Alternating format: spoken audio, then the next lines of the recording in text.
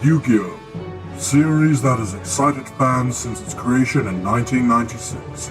However, the current state of the game has left it confusing for new players to attempt to enter, with over 60 different booster sets and countless other products as well.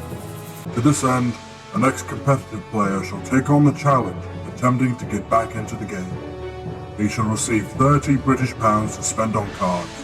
However, he can only spend it on sealed product, with no trading or purchase of single cards allowed.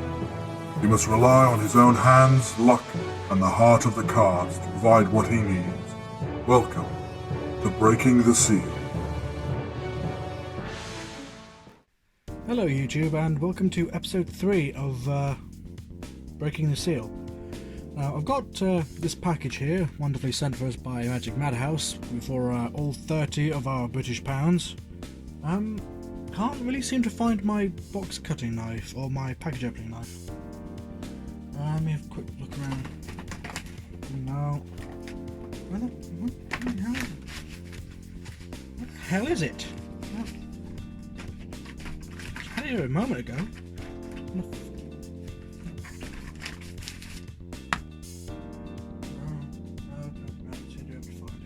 Anyway, what the whatever, roll with it. Yeah, our purchase for this week is 12 packs of Ignition Assault. The reason for that is quite simple actually. I was looking through the little paper leaflet thing that comes with the Shadow structure deck, and I noticed here the little thing that says there's an extra link monster that we probably need. This one, Cross Sheep. It says here, Cross Sheep's effect when you activates when you special summon a ritual monster to a zone that one of its link arrows is pointed to. If you special a fusion monster, Cross Sheep lets you summon a level 4 from the graveyard. Level 4 or lower. Graveyard recurrence would probably be absolutely amazing in the Shadow deck. Plus it gives us 2 link arrows to use, especially the extra deck monsters. Check. It's a bit hard to read from the text, but it just says I can use it with 2 monsters with different names, I think. So let's get cracking. First pack. Let's see what the gods say.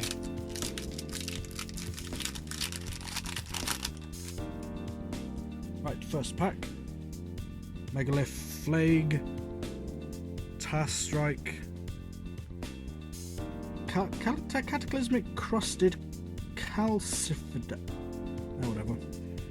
Annihilator Archfiend and Lingaribo. He looks neat. I might have a use for him maybe. Oh, and no, level 4 lower Cyberse monster. No use. Right. Kunzaman, Ghoststruck Fairy, Feed Round the Wings of Mischief, and Guard Ghost. Okay, so not really anything useful in that pack.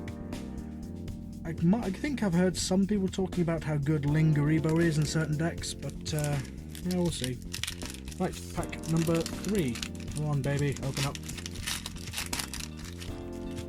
Right, we have Charged Up Heraldry, Shiny Black Sea Squatter, Doshin Atignista, Megalith Emergence,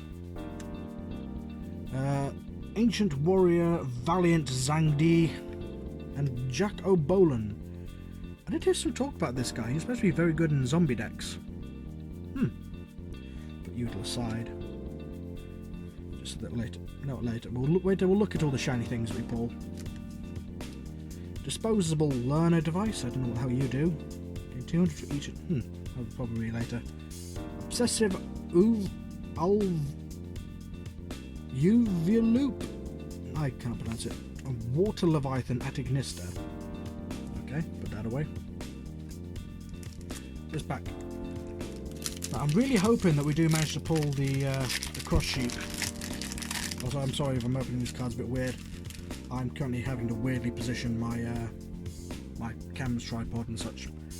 Let's see. TAI Strike, Konomali Supper Rocket, Transcicada, Karakuri Cash-In, Ancient Warrior Saga, Defeat Thing, and another Jacobolan. Ghost Meets Girl, Karakuri Gamma, Condolence Puppet. It's weird how there's a lot of cards in that set to help, like, really the old things. Like, I think that's Gimmick Puppets, and there's Heraldry? Like, I don't think any of those decks have really been played. Or at least not recently, to my knowledge. Right. Pack number 4 of 12. Not a good sign. Daruma Dropper. Shiny Black Sea Squatter. Megalith Phaleg. Ancient Warriors. Graceful Zongong. And Doyon Adignista. And then Kunzaman, Balfour, Guard Ghost, and Armory Call. Okay then. Come on, baby. Please, we need the sheep. We need the sheep, because I think apparently, from what I've been talking to people online, they say that I need the sheep to be able to make this deck competitive. Let's see, so we've got Don Yorobo, AI Shadow, Resurgent Z's, Megalith, Megalith Aratron, Ghost Meets Girl, 9 Lives Cat, Time Thief Chronocorder. Okay. Ignition Assault, number 6 at 12. Oh, this is really not being a good sign. Let's see. Matching outfits, Bellcat Fighter, Doshin, Transicada, Ancient Warriors, Achichi at Ignista. I think that's the first. Neat. Guard Ghost, Execution of the Contract, and Water Leviathan at Ignista. Oh, we have 6 packs left and no sign of the sheep. That's not good odds, right? I really hope I don't have to get more packs next week just to pull 1 card. It's going to be difficult. Right, pick number 7. Ritual, Bellcat Fighter, Time Thief Retrograde, Yang Zing, Abominable Unchained Soul, Gamma Oil, Ghostrick Fairy, Guard Ghost, and Water Leviathan at Ignista. Really not liking our odds. Come on, baby, where's that sheep? Come on. See, Squeak Knight, Karakuri Cash-In, Time Thief Retrograde, Megalith Emergence, Plunder Patrol Booty, and Utgarda Generator Boss of Delusion, Dragon Maid Send-Off, Hiaria Agnista, and Time Thief Starter.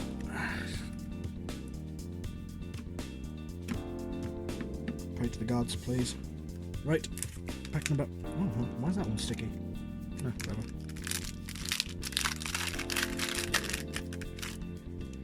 Let's see, we got Cupid Serve, Mutually Afferred Destruction, Megalith Emergence, Daruma Dropper, Annihilator Archfiend, Utgarda, again that's like the 3rd Utgarda I think we've pulled so far, Megalith Portal, Megalith Ock, and Cat of Nine Lives Cat. 3 packs left. 3/4 of the way through, no sign of the sheep. That's really not a good sign. Come on, please. Sheepy. The Resurgam Xyz, AI Shadow, Megalith Emergence, Fire Phoenix at Ignista, Light Dragon at Ignista, Link Party, Double-Edged Swords, Obsessive Uvia Loop, Chronos Corder. 2 packs left, no sheep. Oh, this ain't gonna be good. I really hope it's either in this pack or the last pack. Squeak Knight, AI Ritual, Calcifidad, Transicada, Sky Maneuvers, Scissor Cross, Gizamek Kaku, the Supreme Sky Stag. That might see some use. Okay. Put that to one side for now. So, Ghost Meets Girl, Armory Call, Disposable Learning Device. Last pack, please. We've got the Gizmek Kaku. I don't think it will see much use, but who knows? Maybe. Last pack, please. Sheep. Please be a sheep in here. Bellcat Fighter, Resurgent Xyz, Daruma Dropper, Ulcia the Earth Charmer Immovable, and Megalith Aratron. No sheep. Oh well, that's a shame. Disturbant Uvula, Feedran, Water Leviathan, Condolence Puppet. My condolences indeed. I mean, at least we got this Gizmek Kaku, the Supreme Shining Sky Stag. But I guess that's a condolence prize. No, well, we'll have to try again next week for some sheep. Right, let's see what we got fully totally.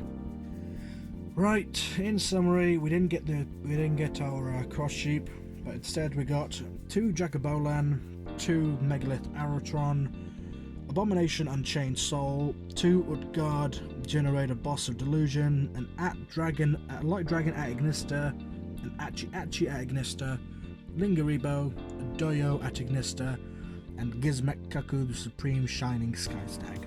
So, looks like we're going to have to try next week to possibly pull the sheep that we need. In just a second, I will show you the currently updated list, and maybe you can have a couple of games, see how things go. Right, okay. Time to show off the current deck profile for the Shadows. We've got 3 copies of Shadow Wendy. If it's flipped, special summons. If it's sent, special summons. So, you know, good card. Just use this. Also, wind attribute. Next, we got 2 copies of Shadow Falco. I don't tend to use him for his tuner abilities. It's more for his flip effect, or the fact that if he's sent as material, I can special summon him face down, and then he's live for Super Poly plays. Next, 2 copies of Shadow Hedgehog. If it's sent to the graveyard, add a Shadow monster from deck to hand, so it can grab me anything. If it's flipped, add a spell or trap. Mainly there for the send effect. 3 copies of Shadow Dragon. It's there for its send effect, mainly for the spell and trap card destruction. If needs be, I can set it and use its flip effect to bounce things. Also, a 1/9 beat stick as a level 4, that's not bad. 2 copies of Shadow Squamata. I'm not the biggest fan of Squamata by the fact because of its send effect just seems like it just it's just there to send things like the next card, Shadow Beast. 2 copies.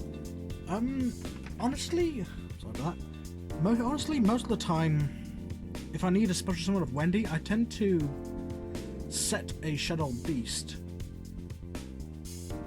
Or if I have anything that lets me special summon, I tend to try and set a Beast. Then here's the non-Shadow monsters. 1 copy of Mathematician.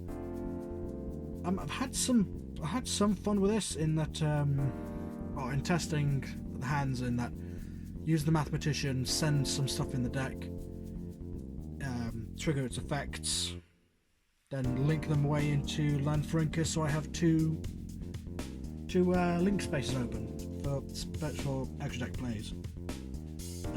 3 hand traps currently: Vela, Ghost Ogre, and Ash Blossom. These 2 are, they're honestly, more often than not, I tend to use Vela as the light attribute for when I get, if I'm going second, using Shadow Fusion to get Construct out. 1 copy of Trick Clown. Because, you know, it's Trick Clown, it does its job, it's a light tuner. Sorry, it's not a light tuner, it's a light attribute. I send it with Shadow Fusion, and Special Summons itself I've got a level 4 to do shenanigans with. Electromagnetic Turtle. If it's in the graveyard, like I used for Shadow Fusion or any other thing like discard effects, I've then got a end the battle phase I can do.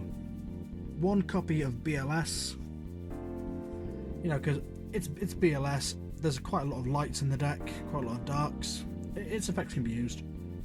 And then the new addition to our deck: 1 copy of Gizmek Kaku, the Supreme Shining Sky Stag. That's in there because if I manage to get in my opening hand, if I'm going second, my opponent's got a full board, special summon it, try and use this effect to steal one of their monsters. If they don't negate this, I then should be able to steal one of their big things. If they do negate it, that's either gotten rid of one of their negates, or I then can play the rest of the thing. Well, play the rest of the cards out. That's it for the monsters. Yeah. The spell cards: 3 copies of Shadow Fusion, 3 L Shadow Fusion, 3 polymerizations, triple Allure of Darkness. I did have some people screaming at me going, "What are you doing, you moron? Why are you not playing 3 copies of this?" So, you know, my prediction was right. 2 Instant Fusion, bring out Winder, normal summon a monster, go into Lanfrincus. I've then got the scales if needs be. 1 Called by the Grave. Not sure how I'm going to get more copies of that, but I know that they are necessary. A Foolish Burial to trigger any of the graveyard effects. And then 2 copies of Rev Shadow Incarnation. Did have a read of that card. Very good. It's called the Haunted for Shadows. Lets me bring them back face up to do things with, or lets me set them so I get their flip effects. I can also banish that card to flip them face up to trigger their flip effects. But that's it for the main deck. Time for the extra deck. A couple of changes here. 3 Construct, 3 Winder, 1 El Shadow Al Capone. Sorry, the light's a bit weird there. El Shadow Al Capone. 1 El Shadow Grista, 1 El Shadow Aniotilis, or how you pronounce it, I don't know. 1 El Shadow Shekanaga, and that's it for the fusions. For link summons, 1 Lanfrincus. Oh god, that is looks shiny there. Yeah, 1 Lanfrincus, El Shadow Construct, and Saruja Skuldred. Not sure about Saruja because I haven't really had the opportunity to get him out, but he's a good thing to have anyway. Then we have Abyss Dweller. Honestly, I've been able to make a couple of boards where I end with Lanfrincus, Construct, and Abyss Dweller.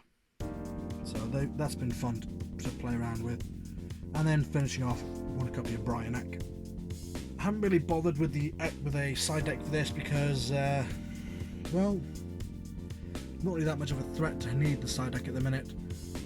But yeah, anyway, that's the current deck. I'll see you guys. Well, no, I'll see you guys when I play a couple of games. So 3, 2, 1. So for game 1 of this week's match, I'm playing against an acquaintance, Ruble or Rubile, I'm not 100% sure how they pronounce the name, and their Megalith deck. I have no idea what the Megaliths do besides being a ritual based deck that are primarily rock type, so this is going to be fairly interesting for me.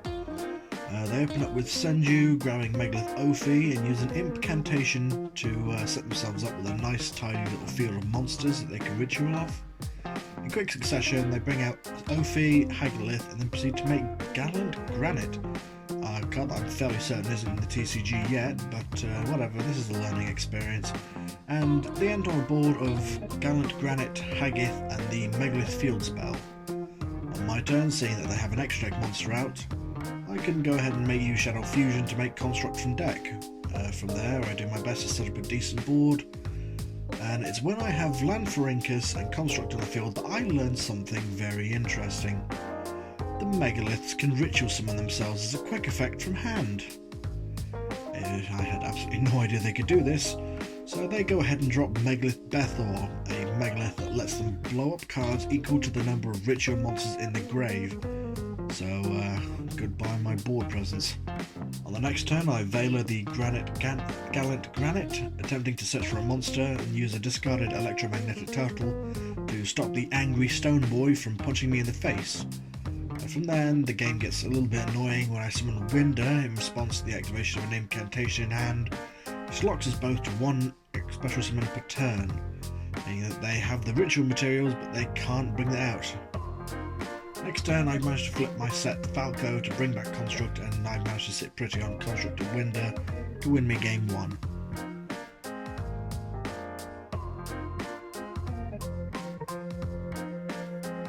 Game 2 begins the exact same way with Gallant Granite, Portal and a level 4 Megalith on the defense mode. The only difference is that this time, after setting up a board, I used my super spicy tech card, Gizmet Kaku, the Sky Stag, and attempt to steal Gallant Granite. I cannot pronounce that correctly. Only to have my 2 big monsters destroyed by Megalith Bethor again. Great. In retaliation, and because I have no idea if it even stops them, I go ahead and make Abyss Dweller. Turns out Abyss Dweller does absolutely nothing to stop the Megaliths, so I am forced to watch their field swell full of monsters, but I do Veiler at the second Bethor when it comes out. I'm not having that happen again if I can help it. I use the Shadow Call of the Haunted / Book of Moon / Book of Teo, the Ray Shadow Incarnation, to get my construct back and hopefully have a board to set up with. I use the Shadow Beast to draw cards and go ahead and draw every remaining copy of Shadow Fusion in my deck. How nice. From here I realise that Rue's Block Dragon is going to stop Construct from blowing up the Megalith's beefy behinds in battle using Construct's effect, so that thing has to go. Next turn he summons number 68 Sanaphod the Sky Prison, another rock card I'm fairly certain is OCG, and with the nasty effect to stop itself from being destroyed by battle, and gains 100 attack for every single monster in both of our graveyards, making him a chunky boy at 3,900. Unfortunately, when Rue goes to use it, I use my Sided In Lost Wind to stop that from happening and cut it down to a measly 1,050 attack points. In response, out comes Megalith Phaleg, making all monsters 900 points beefier, but when it goes to attack Squamata, I use the Rush Shadow Incarnation in Graveyard to flip the Snake Puppet face down so that I can blow up the Big Angel Rock after damage calculation. Out comes Block Dragon in defense mode, and it's here I discover something interesting. Shadows cannot get over a 3k wall, especially one that stops constructs from being able to blowing up automatically. Turn afterwards, here comes out Bethor again, and goodbye everything. They proceed to make Lancelot, Dark Knight of the Underworld, and again I'm staring at Block Dragon. I try and bait out Lancelot's negate effect, but in the heat of the moment I Ghost Ogre the Lancelot, so my 2 Shadow Fusions in hand are now completely dead. Way to go me. I put up as much of a defense as I can, but Bethor says no, and Phaleg proceeds to kick me in the face for game 2.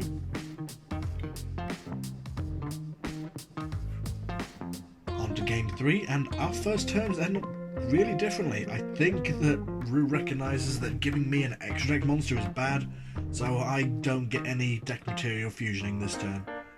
I use Mathematician to give me a quick land for Incus by dropping Trick Clown, mentally crying that it's not a fluffy white cross sheep, and drop Winder so that I can try and stop him from making a big board again. Unfortunately, Rue has Bethor in her opening hand, so goodbye my set Super Poly. I guess that's what I get for setting it in main phase 1. We trade for a turn or 2 before they make Gallant Granite and kill my Winder, giving me back my Shadow Fusion.